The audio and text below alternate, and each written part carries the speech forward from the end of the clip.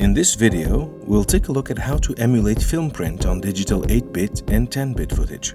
We'll take a look at Panasonic 8-bit footage and 10-bit footage from other digital cameras using FilmForever Volume 2. Let's begin with the tutorial.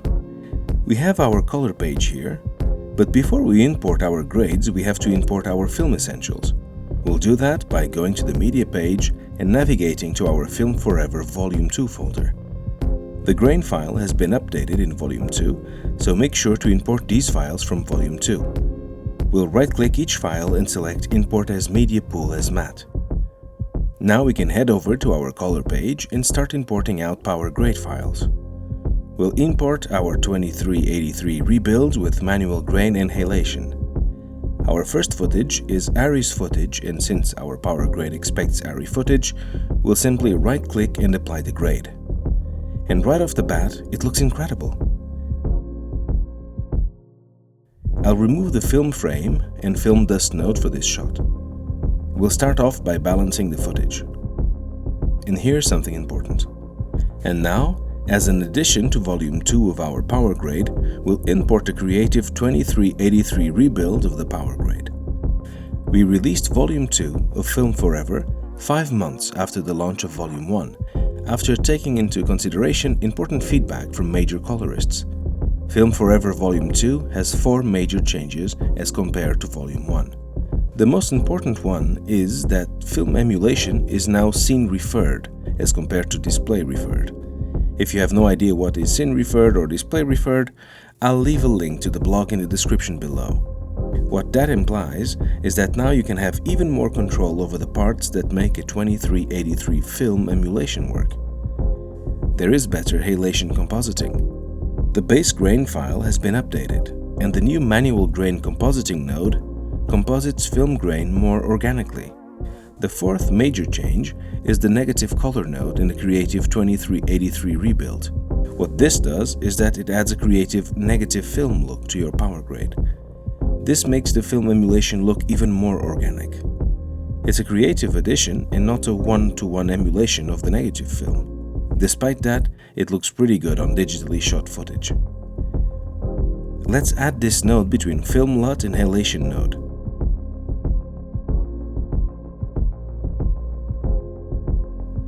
Let's increase the exposure using the offset. As we do that, you see that the highlight roll-off now almost mimics negative film-like qualities, and this can be the perfect candidate if you are going for a more vintage-styled look. You can also see the new halation compositing looks more film-like. Moving on to the second shot, which is again an Arri shot, I'll apply the Power Grade and remove the film dust node and increase the exposure using the offset wheel. And this time, just to see how much of a difference the Power Grade makes, let's compare the emulation with the Rec 709 version of the shot. We'll delete everything that comes after the CST and change the output color space and gamma to Rec 709. Now, if we compare before and after, you can see how much of a difference the Power Grade makes. And this is what matters when you are trying to maintain a good color grade throughout different projects. Bigger post-production houses have a repository of such powerful grading starting points, and this helps them to make sure that each project comes out with a unique and powerful color grade in a short time. Moving to our next shot, which is a Sony shot, we'll apply the Power Grade. Change the input color space to the color space it was shot in, which in this case is Sony S Gamma 3 Cine, and input gamma to Slog 3. Since I really like the way it came out, I'll take a still and apply it to the next shot, which is again the Sony shot from the same shoot. And this again looks incredible. Little accurate details such as halation help bake an overall closer to film look. Again, just for fun, let's compare it to the Rec 709 output.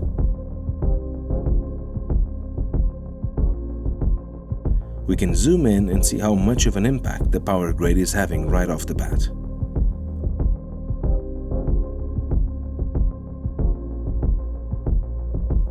Our next shot is a BMPCC 4K shot. We'll apply the power grade and change the input color space to Davinci Wide Gamut and input gamut to Davinci Intermediate. I'll adjust the exposure and white balance using the offset wheel. And for this footage, let's try adding the negative color node from the Creative 2383 rebuild.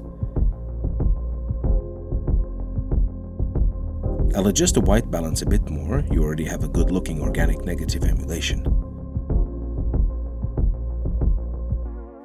And here's the comparison between 2383 and negative plus 2383 emulation. Our next shot is from the same shoot. For this one, I'll reset the white balance, disable halation, and readjust the white balance for this shot. And again, the shot now looks incredible. Our next footage is captured on red. So we'll apply the power grade and change the input color space and input gamma to red white gamut and red log 3 G10 respectively.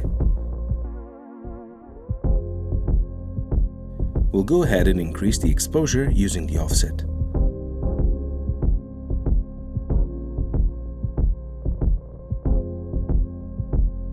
Zooming in, our skin tones look perfect and halation compositing looks good as well.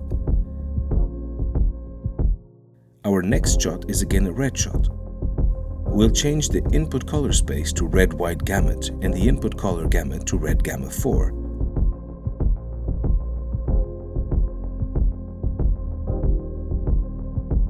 We'll increase the exposure as this seems like an evening shot.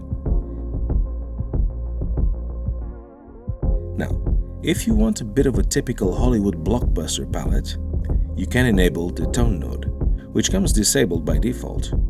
Enabling this will give a subtle green touch to your image and in some cases adds to the split toning and makes your grade look even more powerful.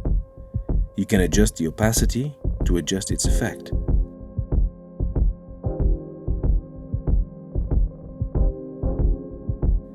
Our last shot is an 8-bit GH3 shot. We'll apply the power grade and change the input color space and input color gamma to Panasonic V Gamut and S RGB.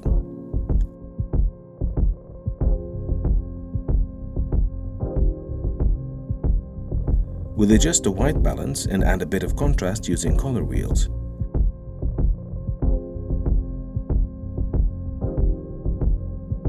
And as usual, the FilmForever Power Grade looks incredible with 8-bit footage. That's it for this video.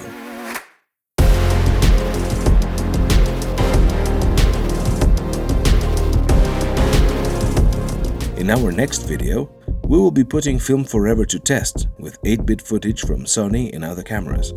With more updates, we're going to fine-tune our FilmForever Power Grades even more and make them more powerful for colorists and filmmakers over time. The beautiful footage we use here is from Artgrid.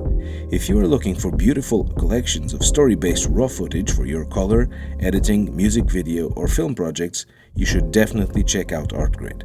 The link in the description is going to give you 2 months extra. If you are interested in learning more about FilmForever grades and color grading techniques, we have more videos and tutorials waiting to be released soon. Make sure to subscribe and hit the bell icon, and follow us on Instagram at colorist.factory to stay updated.